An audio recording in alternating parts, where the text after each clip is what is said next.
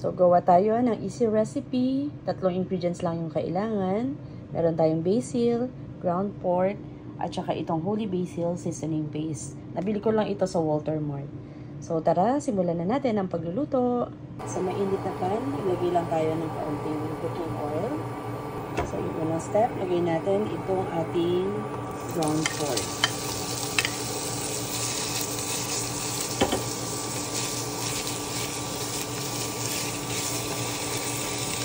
So, antayin lang natin hanggang maluto itong ground pork bago natin ilagay yung holy basil seasoning natin. So, yan, i-spread lang natin yung ating pork para maluto siya evenly bago natin ilalagay yung ating sauce. So, after few minutes, as you can see, ayan, luto na yung unang side. So, haluin lang natin. So, ang kagandahan dito sa recipe na to, una, kaunti lang yung ingredients, and then secondly, mabilis lang siya na lutuin. So, kung nagmamadali ka, wala kang time, at least, in few minutes, meron ka ng meal. Kasi ang ground pork, mabilis lang naman siyang maluto. So, tayin lang natin na maluto yung pork bago natin lagay yung sauce.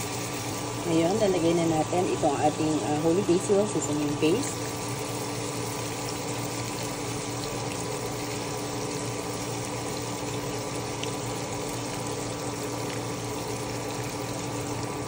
So, as you can see, may mga bits ng basil. Yan ang ating paste. So, haluin lang natin siya. Pero, to enhance yung basil na flavor doon sa ating dish, maglalagay din tayo ng fresh basil. And after that, simmer na natin, lagay na natin yung ating fresh na basil.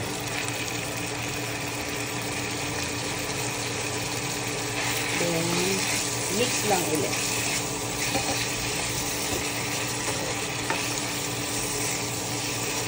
Tayin lang natin maluto yung basil bago natin i-turn off yung heat. So, ayan. Halos luto na yung ating basil. And yung aroma niya, talagang maamoy mo habang niluluto natin ito.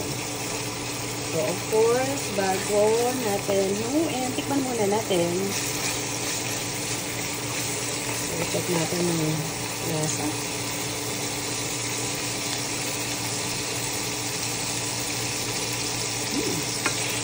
Harap. Harap. Yum, yum, yum. Okay? Hindi na kailangan i-adjust. And, tama na yung timpla niya. So, I hope you can try this recipe at home, and if you love this recipe, pa-share and like, and subscribe na din sa channel na Olai's Kitchen. Thanks for watching. Bye!